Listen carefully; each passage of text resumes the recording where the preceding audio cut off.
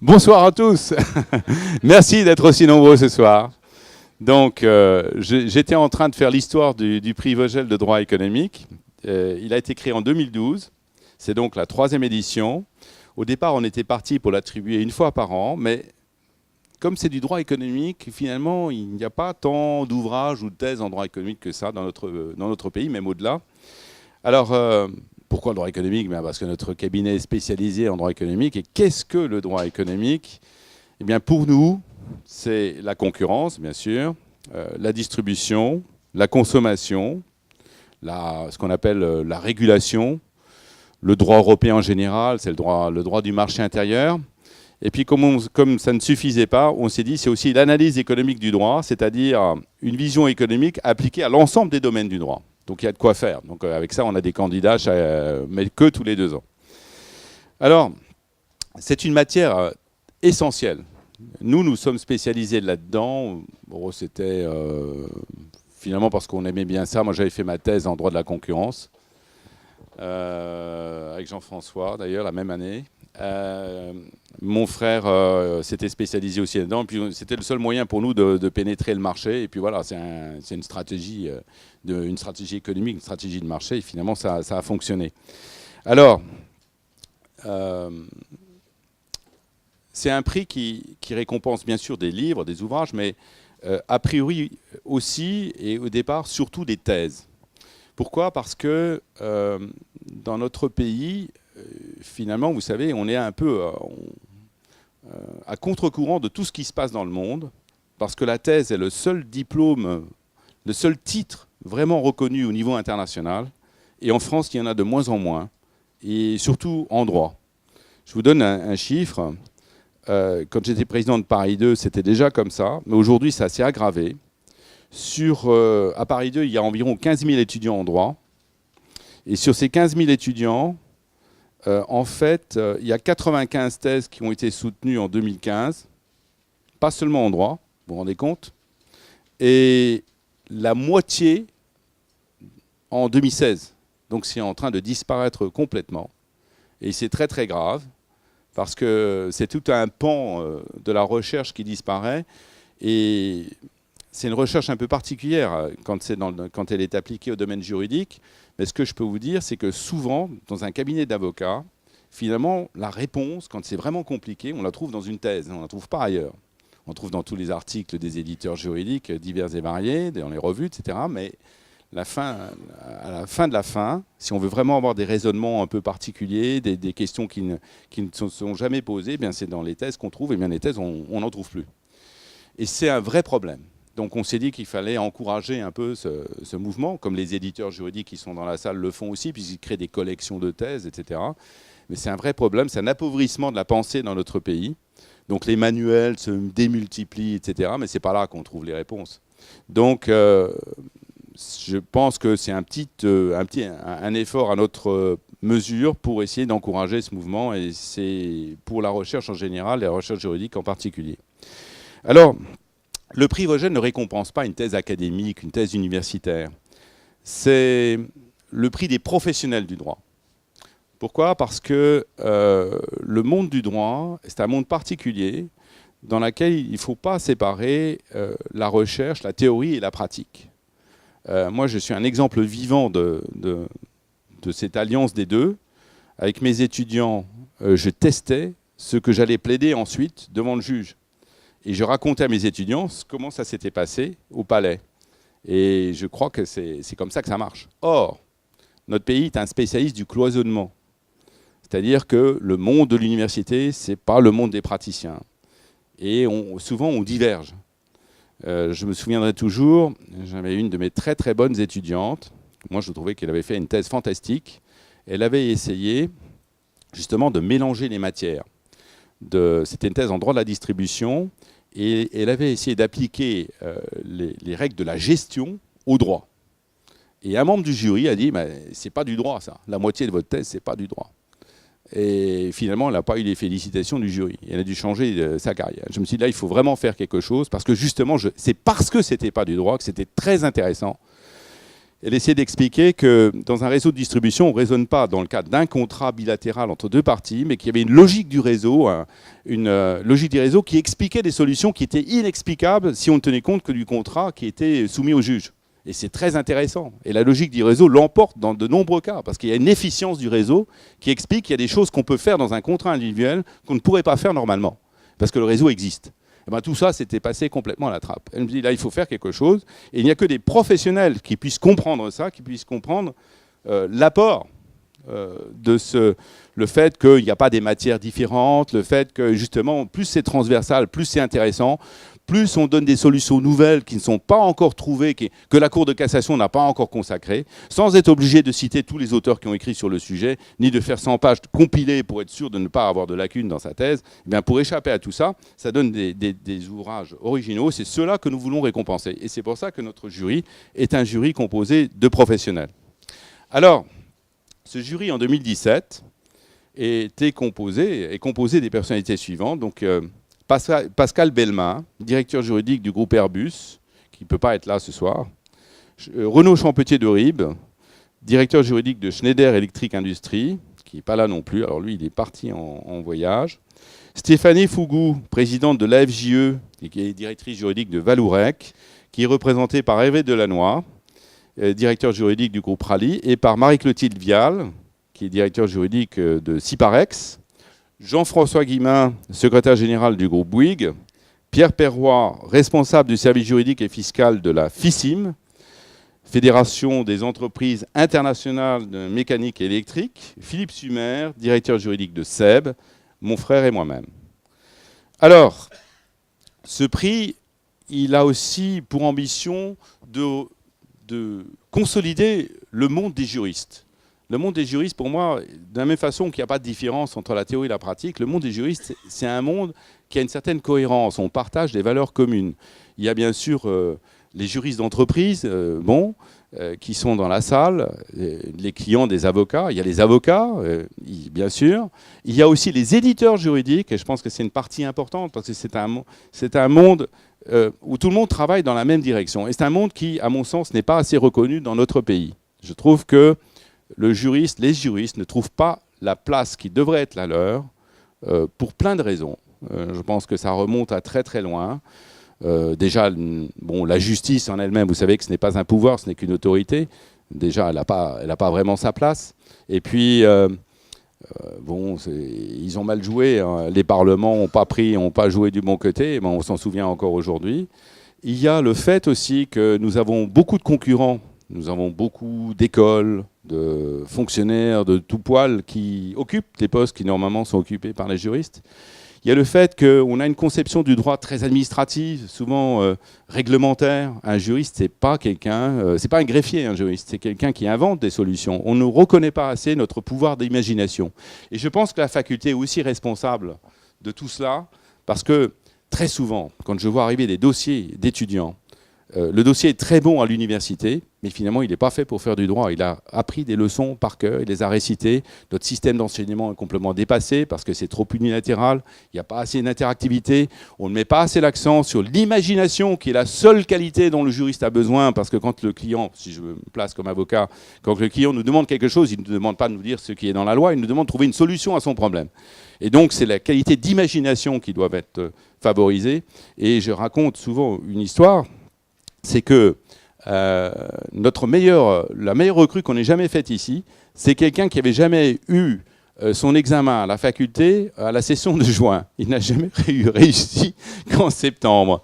C'est le meilleur juriste qu'on ait jamais embauché.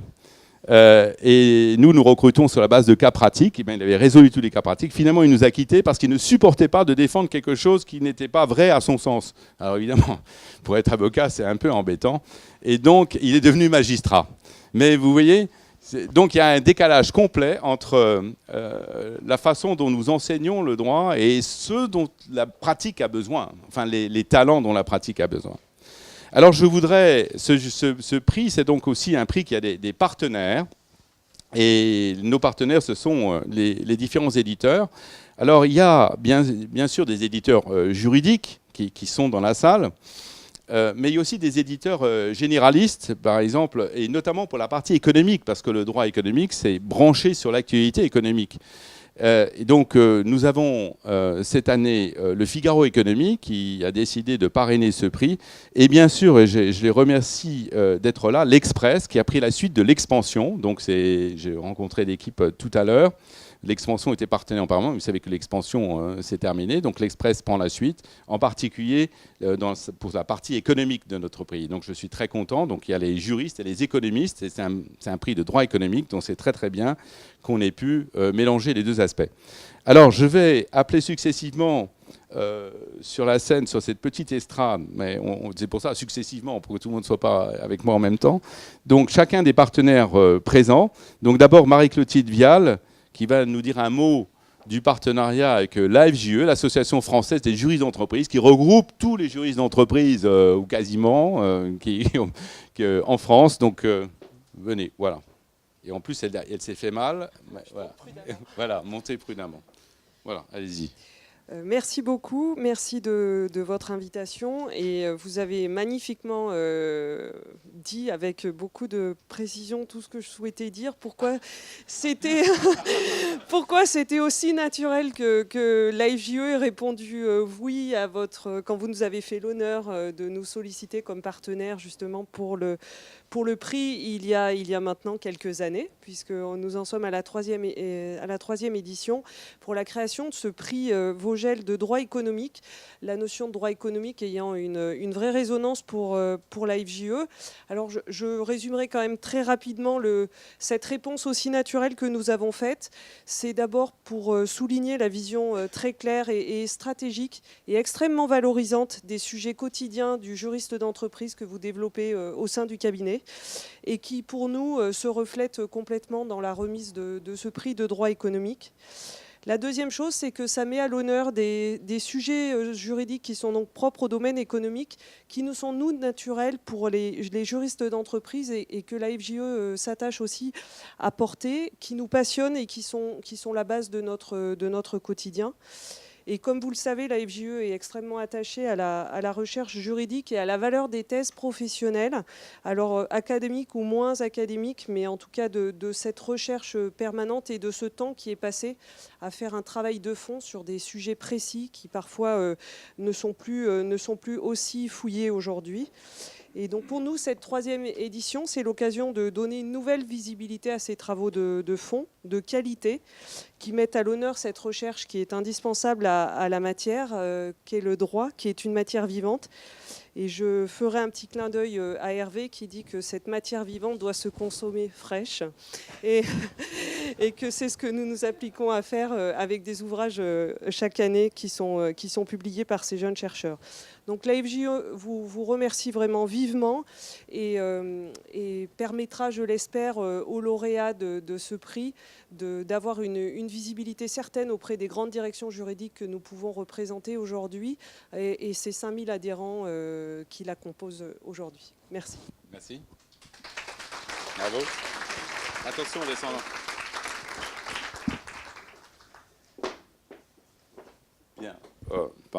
Celui-là qui marche. Donc, j'ai appelé la présidente de l'OLEX pour dire quelques mots, parce que c'est une maison d'édition incontournable avec laquelle le cabinet travaille.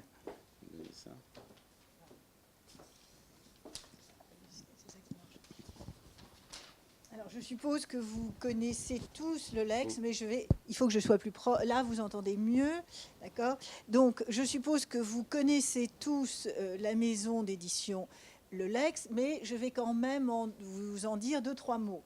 Alors, l'OLEX est donc un éditeur très spécialisé en droit économique et relié de très près au cabinet Vogel, comme vous avez certainement pu le constater, non seulement pour le prix, mais simplement en regardant les auteurs des livres qui sont édités par l'OLEX. Alors, en dehors de ça, il y a des lapsus. Voilà. Alors, la proximité, vous l'avez compris. Alors, actuellement, donc évidemment, l'OLEX produit des bases de données et il y a actuellement 30 000 décisions inédites en droit économique qui sont à la fois utilisées comme fonds pour les ouvrages et bien sûr pour le cabinet Vogel, pour l'ensemble des recherches du cabinet. Alors, les ouvrages sont évidemment disponibles dans toutes les bonnes librairies, et en particulier les librairies juridiques. Et actuellement, c'est même distribué dans toute l'Europe grâce à notre partenaire Bruylant, voilà, qui est présent. Alors, les livres sont édités un tiers en anglais et 2 tiers en français. Et actuellement, il y a environ une 60aine de livres parfaitement à jour. Et pour vous donner une idée, donc, la moitié des livres est mise à jour et rééditée chaque année. En 2017, ça a été les 30 livres de droit de la concurrence.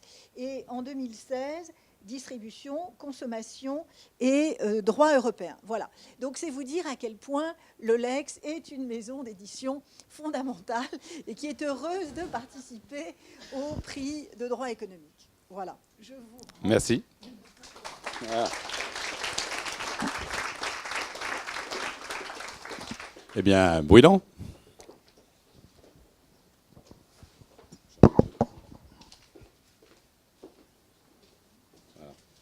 Merci beaucoup. Bruylant ou broilante à la belge. C'est une petite spécificité. Écoutez, je lui ai promis, parce que je suis là ad intérim, c'était vous présenter les excuses de Nicolas Cassard, qui est l'éditeur avec qui vous êtes habitué à travailler et qui malheureusement aujourd'hui ne pouvait pas se dégager et était coincé à Bruxelles. Alors, c'est avec donc une légitimité toute relative que je suis là devant vous, parce que Nicolas était, je crois, depuis 3 ans au sein de l'Arcier Group, l'artisan de ce partenariat que nous avons noué avec le cabinet Vogel et les éditions Lolex. Partenariat évidemment éditorial, nous sommes un éditeur juridique où nous travaillons ensemble sur la diffusion, la distribution et la coédition des ouvrages. Les ouvrages, c'est, vous l'avez dit madame, mais c'est 4 traités majeurs, on va dire, de droit économique pour la partie Breulante et diffusée également par Breulante. C'est également une 30aine d'ouvrages qu'on diffuse et je tiens à vraiment le souligner parce que autant j'ai beaucoup apprécié votre introduction en tant qu'éditeur juridique, parce que souvent on nous oublie, mais c'est formidable pour un éditeur juridique de travailler avec non seulement des gens qui savent lier la théorie et à un très haut niveau et avec une excellence, mais qui le lient avec la pratique. Et pour travailler beaucoup avec des auteurs extérieurs, je peux vous dire que c'est notre défi quotidien. En tant qu'éditeur juridique, on souffre parce que parfois on a de jolies théories, mais qui sont difficilement applicables, où on ne comprend pas le lien, où il faut être brillantissime pour faire ce lien. Donc ça, vraiment, je tiens à vous en remercier et c'est pour ça que je souhaite vraiment installer ce partenariat entre Breulante, à la belge, et les éditions Lolex et puis le cabinet Vogel. Ensuite, ce partenariat, il est évidemment sur le prix que nous remettons et qui nous réunit aujourd'hui. Pour l'avenir, vraisemblablement, de travailler ensemble sur la publication des différents travaux des lauréats et ensuite pour aussi faire découvrir ce que est une base de données aussi professionnelle. Découvrir, c'est bien prétentieux, mais nous allons aussi participer et offrir un accès à notre base de données, agrégateur de données en droit européen, Stradalex Europe. Voilà, et je vous remercie beaucoup. Merci à vous. Parfait. Bien, donc je passe à la semaine juridique. Constance Ibon, voilà. On fait vraiment le tour du monde de l'édition. Voilà. Bonsoir, Constance Ibon, je suis rédactrice en chef de la semaine juridique Entreprises et Affaires. Et je suis très heureuse ce soir de représenter LexisNexis pour la remise de ce prix de droit économique. Et je remercie le prix Vogel, enfin le cabinet Vogel, pardon, d'avoir eu l'initiative de récompenser l'excellence. Donc notre maison d'édition est ravie d'être partenaire de ce prix qui récompense des travaux mettant les règles juridiques en perspective pour rendre possibles les innovations dans la pratique. Ce prix est donc parfaitement en phase avec la stratégie de notre maison d'édition, qui innove chaque année et investit 7% de son chiffre d'affaires en recherche et développement pour offrir à ses clients des produits innovants, d'aide à la décision, alliant la richesse de ses contenus aux innovations technologiques et à l'intelligence artificielle. Voilà, donc fort de cette envie d'innover et de proposer des solutions toujours plus opérationnelles, nous serons très heureux d'offrir aux lauréats des ouvrages de la collection Beaux Livres. Voilà, je vous remercie et félicitations à tous. Merci.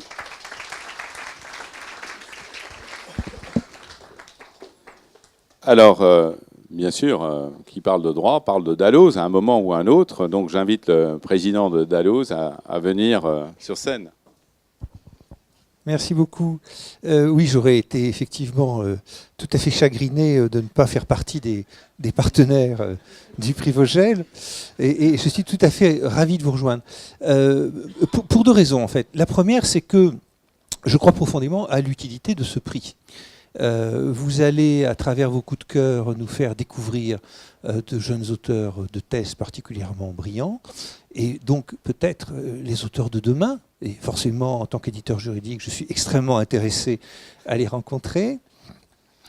Et puis, plus largement, vous l'avez expliqué bien mieux que je ne saurais le faire, en mettant à l'honneur des ouvrages de droit économique particulièrement efficaces et concrets, vous contribuez de façon générale au développement, à la renommée de ce secteur du droit, qui n'est pas forcément celui auquel les étudiants en début d'études penseraient spontanément, comme d'ailleurs vous le faites à travers l'activité même de votre cabinet. Et nous savons bien que le développement du droit et de la recherche en général, mais en particulier le développement de la recherche en droit économique, contribue, au-delà du monde juridique proprement dit, tout simplement à la puissance et au rayonnement d'un pays. Donc il y a là vraiment une activité, enfin une initiative tout à fait intéressante. Et puis la deuxième raison, évidemment, c'est les liens déjà anciens qui lient les éditions de Dalloz au cabinet Vogel. Vous êtes notamment l'auteur d'un précis de droit européen des affaires. Vous êtes le directeur scientifique d'un de nos répertoires. Et puis, on m'a dit de ne pas le dire, mais je vais le dire quand même, vous avez été le rédacteur en chef d'une revue qui n'existe plus, qui s'appelait Dalloz Droit des Affaires, qui certes n'existe plus, mais qui a contribué à enrichir considérablement le répertoire, ce qu'on appelle le Dalloz dans le jargon des juristes. Une revue généraliste qui vient d'entrer dans sa 193e année, et qui a été enrichi par l'apport du Dalloz Droit des Affaires, et qui aujourd'hui, bien qu'étant une revue généraliste, a un très fort tropisme de droit des affaires dont nous sommes extrêmement heureux. Et c'est donc tout naturellement que les éditions de Dalloz offriront cette revue aux gagnants de ce prix.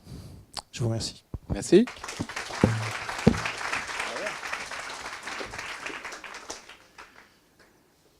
Eh bien, on passe à l'extinso. Le monde du droit sans l'extinso, c'est pas possible non plus. Hein. Voilà. Donc Emmanuelle Filiberti, président de l'extinso. Bonjour à tous et merci infiniment pour cette invitation. L'Extinso est partenaire du prix Vogel depuis sa création et c'est un énorme honneur d'être là parmi vous ce soir. Alors tout le monde connaît les éditions L'Extinso, mais peut-être pas tant que ça, parce que c'est une marque quand même qui est assez nouvelle, qui regroupe depuis 2008 les fonds LGDJ, Montchrétien, Galino, Petites Affiches, Defresnoy, Gazette du Palais et Joly. C'est certainement avec cette marque que l'on se rapproche le plus du monde des affaires. Nous organisons des formations continues notamment avec Paris 2. Nous publions 350 ouvrages par an, une vingtaine de revues et également des bases de données. Et je suis particulièrement heureuse d'être avec vous ce soir pour la remise de ce prix, parce que le prix Vogel n'est pas un prix comme les autres. Le prix Vogel est un prix singulier. Il se distingue des autres par son objet, récompenser des écrits dans le domaine du droit économique. Il n'est pas réservé au monde juridique, mais empiète sur les grands débats de notre société. Il ne s'agit pas d'un prix purement académique remis par des universitaires à des universitaires. Il ne s'agit pas d'un prix faussement académique remis par des avocats pour ajouter du lustre à leur cabinet. Le prix Vogel est un prix ambitieux. Il veut réussir à faire le lien entre l'entreprise et l'université. Et cette innovation mérite réellement d'être appréciée, car trop souvent, le monde de l'entreprise et le monde de l'université apparaissent coupés, alors que réellement, l'un peut enrichir l'autre. Enfin, le prix Vogel est un prix généreux, puisque cette année, je crois qu'il y a beaucoup d'heureux qui vont recevoir des prix, notamment des prix d'éditeurs juridiques. Nous aurons la joie, en ce qui concerne l'Extinso, de remettre des abonnements au bulletin Jolie Société et également à l'essentiel droit de la concurrence que nous venons de lancer avec le concours, d'ailleurs, du cabinet Vogel. Je vous remercie. Merci.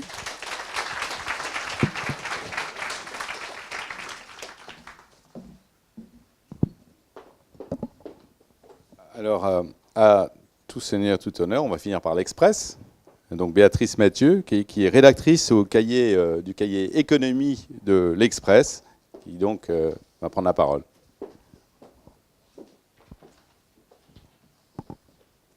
Bonsoir.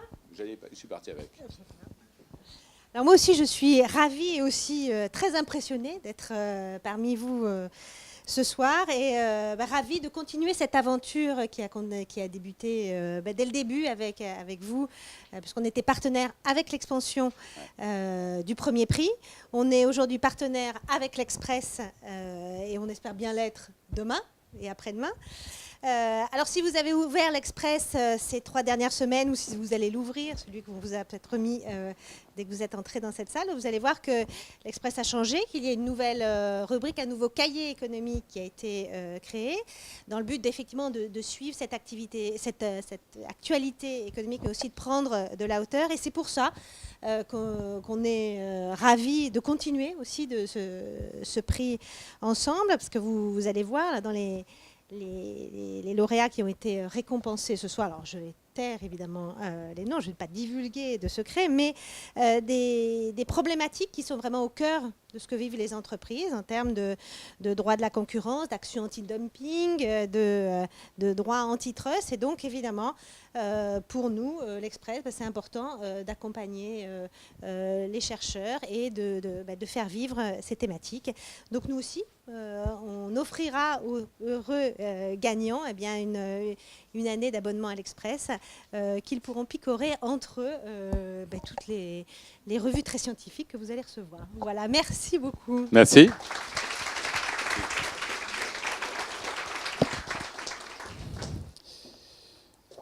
Bien, donc le Figaro va offrir un abonnement au Figaro Premium aux différents lauréats. Et donc, je vais vous dire un peu comment nous avons sélectionné les candidats, et avant de passer la parole aux différents rapporteurs. Donc, nous avons reçu 26 candidatures. Alors, 19 thèses et 7 livres, 8 candidatures féminines, 18 masculines, 23 en français, 3 en anglais. Il y avait parmi ces candidats des candidats de renom, un juge à la Cour suprême des États-Unis, un membre du tribunal de l'Union européenne, bien sûr des professeurs de droit, d'économie, et des auteurs publiés, notamment avocats, publiés soit par des éditeurs spécialisés, soit des éditeurs généralistes. Nous avons éliminé 12 ouvrages d'emblée parce que les sujets ne relevaient pas du périmètre du prix, parce qu'on a reçu, vous savez, le droit économique, ça parle à tout le monde, donc on a reçu des thèses sur l'accès au droit, les sûretés, le droit du travail. Donc ça on n'a pas gardé. On a finalement gardé 14 candidatures et pour chacune d'elles, un membre du jury a été désigné comme rapporteur. Alors, je vais vous dire quels sont ces 14 candidats.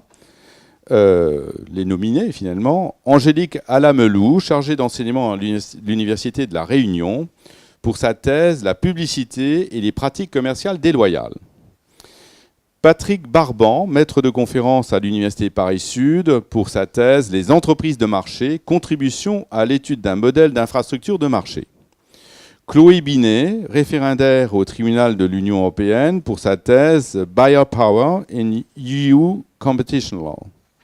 Stephen Breyer, donc juge à la Cour suprême des États-Unis, pour son livre La Cour suprême, le droit américain et le monde. Muriel Chany et Bruno Defins, professeurs respectivement à Versailles-Saint-Quentin et à Paris 2, pour leur ouvrage La réparation des dommages concurrentiels. Benoît Delaunay, professeur à Paris 2, pour son livre Droit public de la concurrence. Olivier Fréget, que je salue, qui est dans la salle, avocat donc au barreau de Paris, pour son livre La concurrence, une idée toujours neuve en Europe et en France. Mathieu Lebescon de Coat-Pont, maître de conférence à Lille, pour sa thèse La dépendance des distributeurs. Kevin Magnier-Méran, chargé d'enseignement à l'université de Strasbourg, pour sa thèse consacrée à la facture. Julie Mallet-Vigneault, maître de conférence à l'université de Poitiers, pour sa thèse sur l'intégration du droit de l'environnement dans le droit de la concurrence. Mehdi Mezaguer, maître de conférence à l'université de Nice, pour sa thèse Les procédures transactionnelles en droit antitrust de l'Union européenne. Damien Raymond, avocat au barreau de Paris, pour sa thèse Action anti-dumping et droit de la concurrence dans l'Union européenne. Alexandre Riera, avocat et maître de conférence à l'université de Perpignan, pour son ouvrage sur le contrat de franchise et le droit de la concurrence. Et Alice Turinetti, postdoctorante au CNRS, pour sa thèse sur la normalisation. Donc, tous ces ouvrages ont été soumis au jury. Nous nous sommes réunis le 28 février, alors ne le répétez pas, autour d'un déjeuner, c'est toujours comme ça qu'on procède. Et les rapporteurs, donc, ont tranché. Et après de vives discussions, donc, le jury a décidé de récompenser 4 candidats, un lauréat du prix 2017 et 3 coups de cœur. Alors, je vais commencer par les coups de cœur. Le premier, c'est Mehdi Mezaguer, pour sa thèse sur les procédures transactionnelles en droit antitrust de l'Union européenne. Alors, Mehdi Mezaguer a été rapporté par Renaud Champetier de Ribes, mais ni l'un ni l'autre n'ont pu venir. Donc, c'est Hervé Delannoy qui a été désigné comme rapporteur volontaire et qui va venir vous dire pourquoi cette thèse a été distinguée. Oui, vous m'entendez? Bonsoir. Donc en fait, je remplace Stéphanie Fougou, qui était réellement membre du jury et qui a participé à ce coup de cœur. Donc je n'ai pas participé directement à la délibération du jury. J'ai la thèse. Tout d'abord, moi, je suis très content d'être là et de rapporter pour ce coup de cœur, parce que dans un coup de cœur, il y a peut-être un peu moins de raisons que dans les autres choix, et c'est pas plus mal aussi. Alors, cette thèse s'appelle « Les procédures transactionnelles en droit antitrust de l'Union européenne, un exercice transactionnel de l'autorité publique ». Elle traite principalement donc, des procédures au niveau européen, des procédures de clémence, d'engagement et de transaction, qui est un sujet qui est, je dirais, pour les jurys d'entreprise, pour les entreprises, puisque Louis parlait de l'intérêt du droit de la concurrence, qui, au-delà de la stratégie qu'il peut représenter pour un cabinet, est quand même aussi un sujet très intéressant en soi, pour les aspects juridiques, mais aussi pour les nombreux aspects économiques et la collaboration qu'il peut offrir avec les économistes. Son côté international, et dans cette thèse, je crois que le titulaire, enfin le rédacteur, a beaucoup travaillé sur le droit comparé, notamment le droit anglo-saxon, qui était plus familier de ces questions de transaction. Et je crois en tout cas que pour les entreprises et pour le droit de la concurrence, ce sujet-là est un sujet, en dehors de l'actualité et de la transposition de la directive, est un sujet très intéressant, parce que c'est une pratique qui ne peut qu'évoluer au fil de son usage et du temps. Donc je ne peux pas en dire plus, n'ayant pas participé à plus dans la délibération. Enfin, je suis très content d'en être le rapporteur et de féliciter le récipiendaire donc, de ce prix coup de cœur. On va applaudir le rapporteur et le thésard.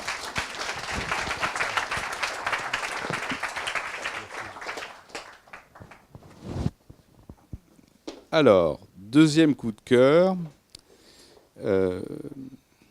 c'est Damien Raymond, que j'invite à me rejoindre. Bonjour. Bien,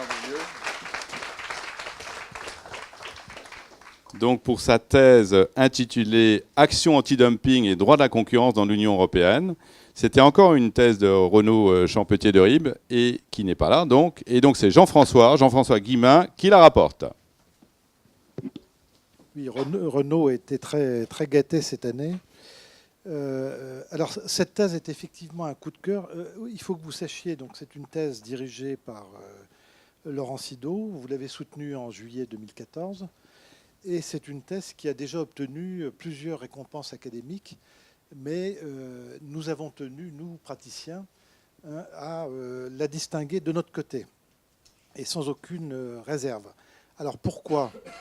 Alors tout d'abord, à notre connaissance, c'est le seul ouvrage qui traite de cette comparaison donc, entre l'action, la réglementation anti-dumping et le droit de la concurrence dans l'Union européenne. Donc c'est un sujet original.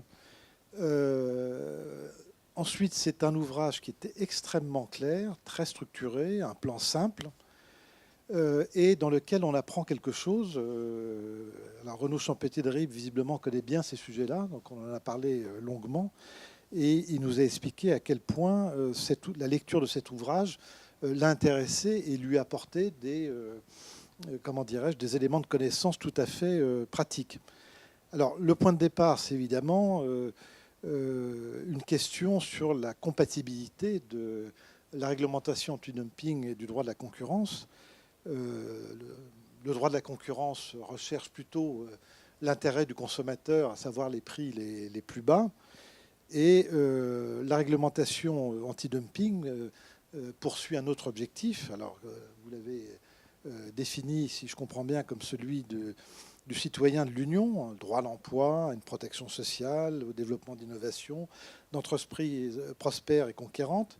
Et comment ces dérégulations peuvent-elles cohabiter? Et sont-elles incompatibles ou se retrouvent-elles?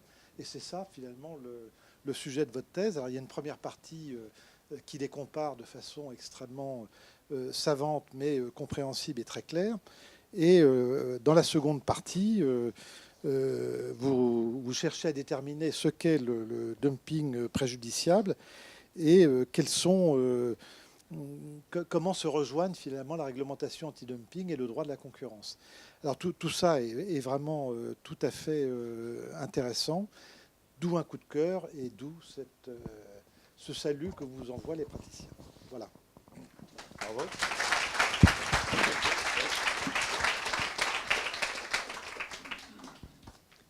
Merci beaucoup pour votre rapport. Merci beaucoup, je suis un petit peu ému, c'est impressionnant. Merci à vous pour l'organisation de ce prix, cette reconnaissance que vous nous proposez. Comme vous l'avez dit, je pense que la première satisfaction pour un thésard, je crois que c'est de finir sa thèse.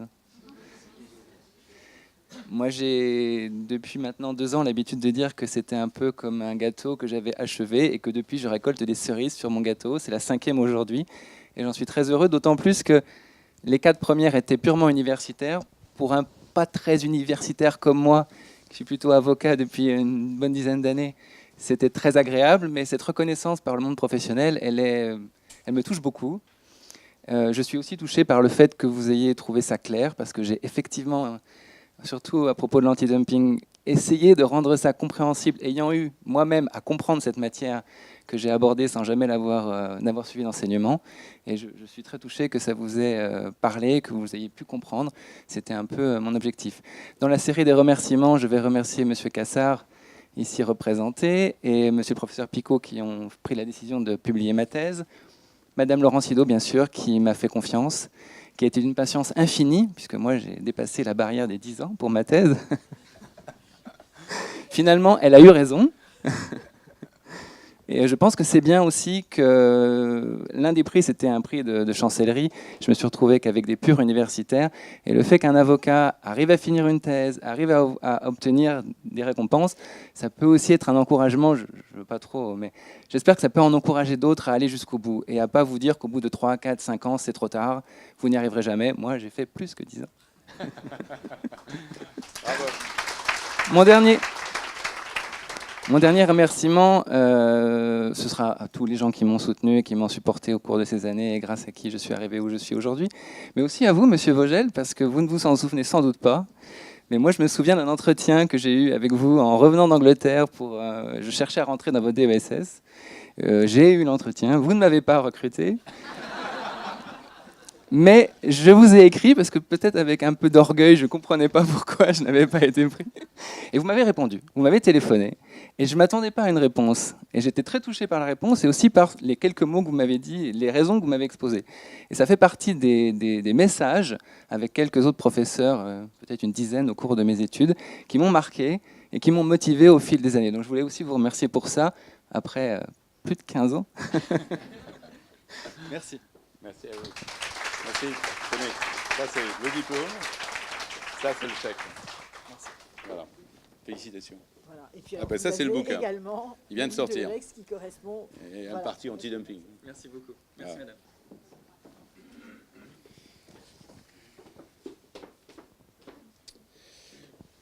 Voilà, j'en arrive au troisième coup de cœur. Donc c'est... Alors là, on a un problème parce que le troisième coup de cœur, il a raté son avion cet après-midi.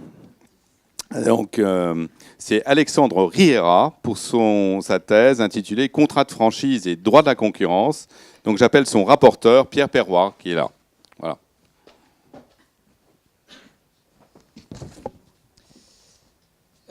Bonsoir à tous. La thèse est fort bien construite. Elle est publiée à la LGDJ. Cette thèse analyse la franchise au regard du droit de la concurrence sous deux aspects. D'une part, la relation au sein du réseau, et d'autre part, la relation avec les tiers au contrat de franchise. Alors, si la franchise est la réitération d'une réussite commerciale, pour reprendre la définition du professeur Didier Ferrier, cette thèse est également une réussite juridique courageuse.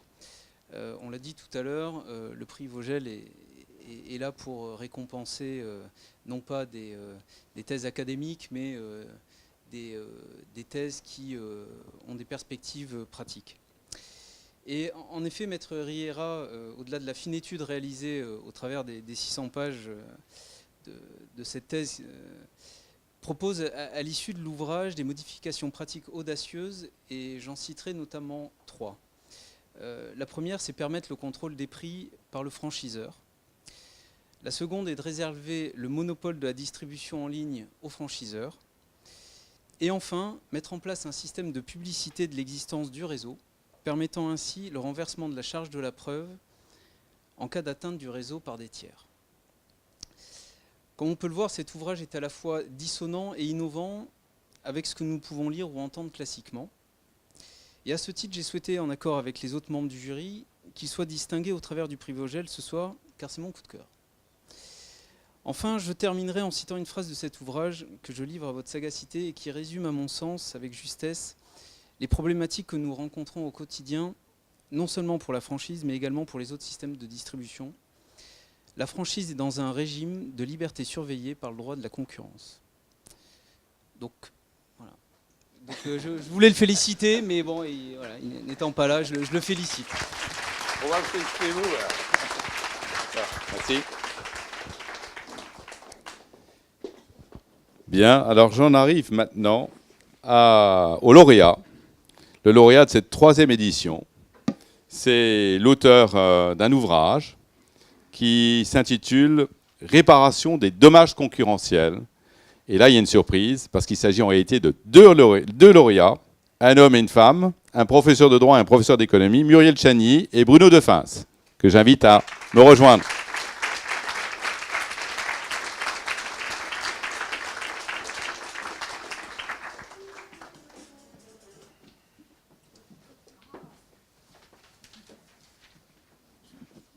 Bien, donc j'ai été désigné pour rapporter cet ouvrage et je voudrais vous dire pourquoi le jury a été séduit par votre ouvrage. D'abord parce que c'est une coopération entre une professeure de droit et un professeur d'économie. Et comme l'a dit mon frère dans son exposé introductif, le droit et l'économie sont encore trop souvent cloisonnés dans notre pays. Et donc, alors que c'est souvent au point de convergence entre le droit et l'économie qu'on trouve les travaux les plus innovants. Et c'est le cas de votre ouvrage, puisque vous faites beaucoup d'analyses économiques du droit, qui manquent beaucoup dans notre pays. Ensuite, le jury, alors notre jury n'est pas un jury favorable à l'économie administrée, mais plutôt au libéralisme économique. Donc, nous avons été séduits par la thèse principale de l'ouvrage, c'est que l'efficacité du droit de la concurrence dépend beaucoup du private enforcement, donc de la mise en œuvre privée du droit de la concurrence. Et vous montrez bien que le public enforcement n'est pas suffisant pour garantir l'équité et l'efficience du droit de la concurrence, et que le private enforcement est absolument indispensable pour l'équité et l'efficience du droit de la concurrence. Alors l'équité, bien entendu, parce qu'on n'imagine pas que des victimes d'une infraction se retrouvent sans indemnisation dans un état de droit, mais l'efficience aussi, parce que vous montrez bien que les entreprises disposent d'avantages informationnels pour mettre en œuvre le droit de la concurrence. Les entreprises ont des incitations très fortes à mettre en œuvre le droit de la concurrence que n'ont pas forcément les autorités administratives, et que les coûts de recherche et de poursuite sont plus faibles que quand ce sont les entreprises qui agissent en tant que procureurs privés du droit de la concurrence. Donc ça nous a plu de retrouver encore une fois l'idée que la mise en œuvre privée, même de prérogatives régaliennes, pouvait être particulièrement efficace. Alors votre ouvrage est également très, très pragmatique, puisque vous montrez dans une première partie toutes les difficultés, le parcours du combattant, de la victime d'un dommage concurrentiel qui essaie de se faire indemniser. Et dans la deuxième partie, votre ouvrage a plu au jury parce que vous apportez une contribution sur toutes les voies d'amélioration de l'indemnisation des victimes. Et ce qui est intéressant, c'est que vous vous invitez à aller au-delà de la directive qui vient d'être transposée en droit français, mais vous voulez aller au-delà parce que la directive elle-même n'est pas totalement satisfaisante, elle est incomplète sur beaucoup d'aspects. Donc pour tout ça, décloisonnement des disciplines, union des compétences, promotion de la mise en œuvre privée du droit de la concurrence, pragmatisme, dépassement du droit positif, tous ces éléments ont contribué à vous attribuer le prix. Bravo. Bravo.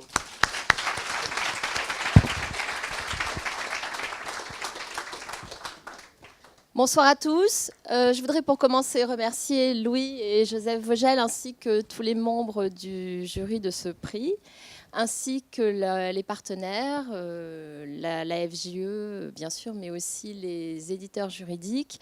Parmi les éditeurs juridiques, vous comprendrez que j'associe tout particulièrement à ces remerciements Annie Fegali et les éditions Dalloz, puisque Annie Fegali a fait le choix d'accepter de publier cet ouvrage, qui était un ouvrage assurément un peu atypique, dans une collection, d'ailleurs, pour dire à quel point c'était atypique, c'était en hors collection.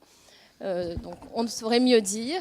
Et c'est vrai que nous sommes sans doute un petit peu, si j'ose dire, Bruno et moi, ce soir, atypiques, en quelque sorte. D'abord parce que nous sommes un peu plus vieux que certains des lauréats de la soirée. Et puis également parce que cette recherche, cela a été déjà dit en partie, mais cette recherche n'est pas une thèse, même si parfois, je dois vous confier qu'il m'est arrivé d'avoir l'impression de refaire une seconde thèse. Voilà. Et puis, ça n'est pas qu'une recherche juridique, cela a déjà été dit, mais je pense que Bruno va y revenir. Et puis aussi, ça n'est pas une recherche que de droit économique, pardonnez-moi, parce que dans cet ouvrage, le droit de la responsabilité civile et le droit de la procédure civile s'est très largement invité. Et enfin, s'agissant pour finir des remerciements, je voudrais justement, pour montrer à quel point cette recherche se voulait aller à la rencontre de la pratique, et notamment en faisant référence à un certain nombre de décisions des juridictions judiciaires, uniquement judiciaires et non pas administratives, j'y tiens beaucoup.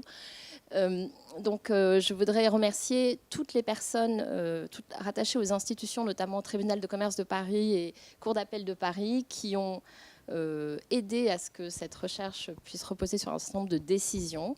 Et enfin aussi y associer des jeunes, vous voyez, il y avait quand même des jeunes dans ce travail, notamment des jeunes doctorants qui ont participé à cette recherche. Donc en réalité, c'est la preuve que des laboratoires de recherche et la pratique peuvent parfaitement coopérer. Et donc voilà, merci encore. Et je passe la parole à Bruno après avoir été extrêmement bavarde.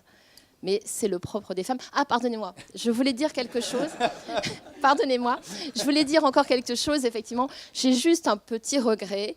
Le timing n'est pas tout à fait aussi parfait parce que la directive qui a été transposée est pas parfaitement bien transposée, en effet, pas comme nous l'avons recommandé dans cet ouvrage. Elle est entrée en vigueur le 11 mars dernier. Donc, il se trouve que le 11 mars, c'était le jour de mon anniversaire. Donc, peut-être que cette remise de prix aurait pu avoir lieu le 11 mars. La prochaine fois.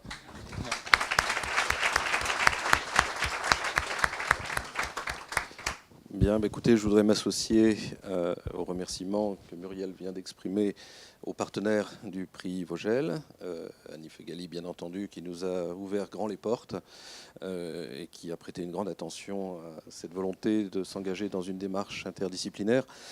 Alors je voudrais surtout remercier ma co-autrice ou co-auteur, comme vous voulez, co-auteur, dans la mesure où elle a été véritablement un moteur dans ce projet. C'est un projet qu'on a essayé de porter effectivement ensemble, mais l'initiative lui appartient et je tiens vraiment à la remercier d'avoir cette ouverture d'esprit qu'on retrouve, je vais en dire un petit mot sur le marché aujourd'hui des idées. Le dialogue interdisciplinaire se développe. Malgré tout, on a été probablement parmi les derniers à nous y mettre vraiment dans le paysage éditorial français, mais on y est véritablement.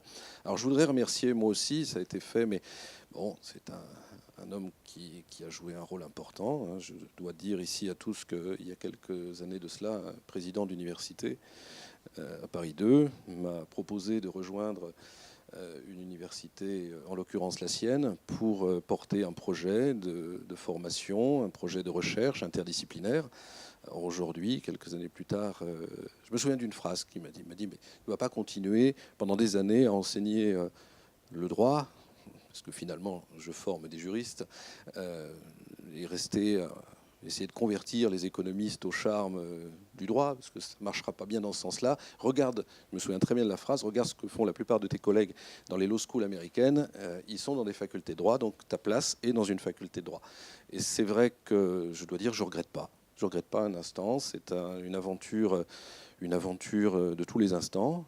Aujourd'hui, l'équipe en question, c'est la plus importante de Paris 2 en termes de moyens, en termes de projets de recherche, en termes de budget, avec des partenariats. Je suis très sensible précisément à cette idée de travailler dans le sens d'une ouverture accrue entre le monde de l'université et le monde de l'entreprise. Ça, c'est absolument indispensable.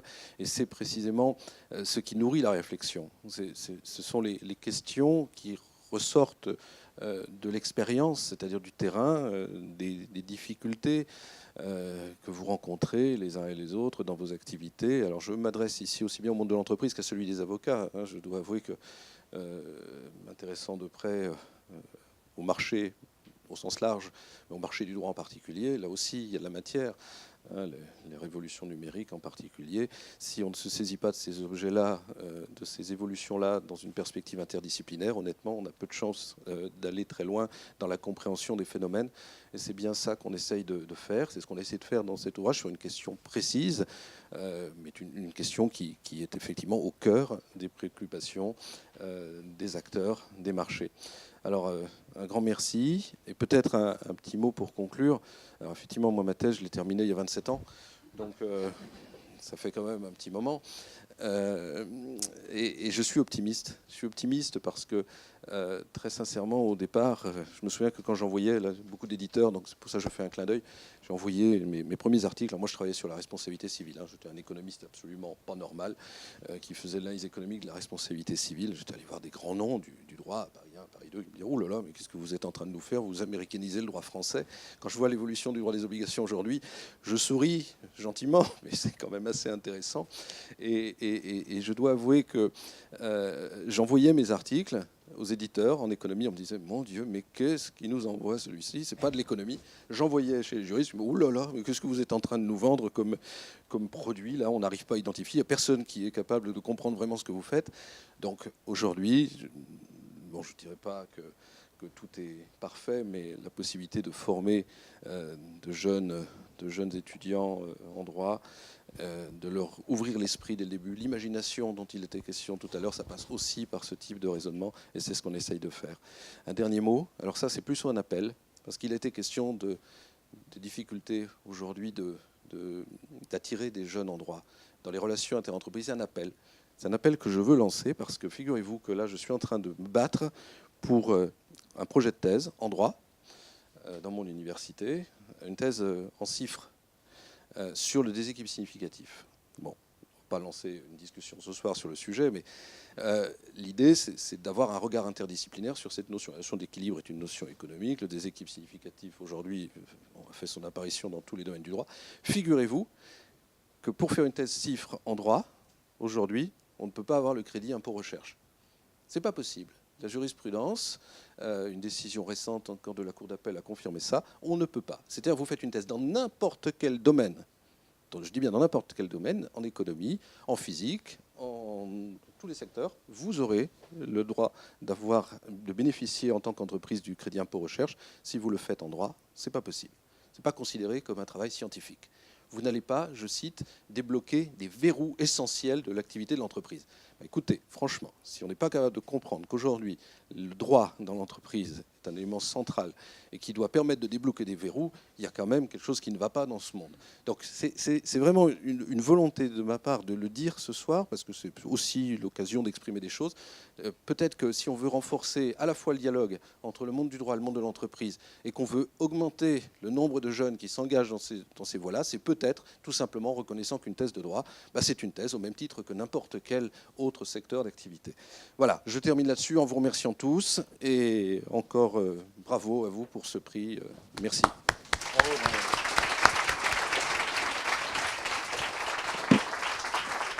Alors, prenez le bouquin.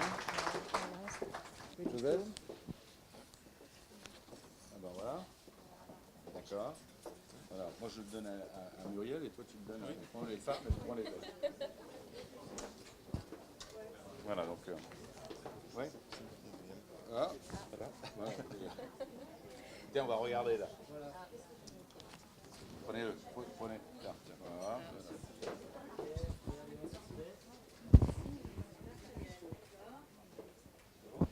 Donc, il y a Mila.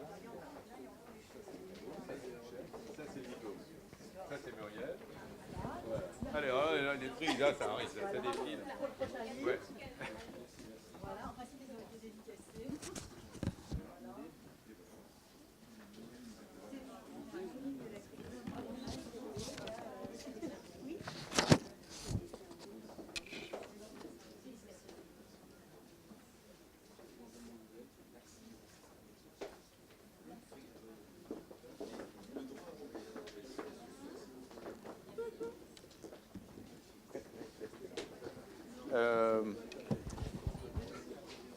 Je voudrais, pour conclure, oui, ça n'a pas duré 1 heure juste, pour conclure d'abord remercier les membres du jury, parce que pour le travail qu'ils ont fourni, parce que c'était quand même un travail plusieurs mois pour arriver à ce résultat, il y a une sacrée sélection.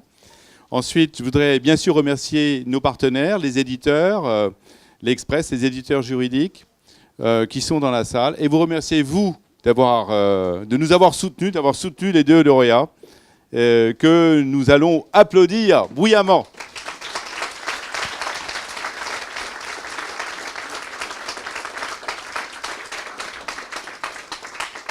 Alors, je voudrais prier les primés, donc aussi le coup de cœur, les membres du jury qui sont dans la salle, les partenaires à monter sur scène, comme ça on prendra une photo de groupe.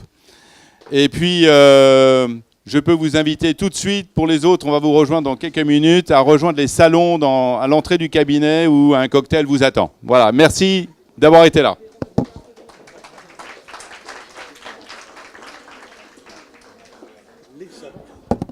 Un de chaque côté là, du couloir.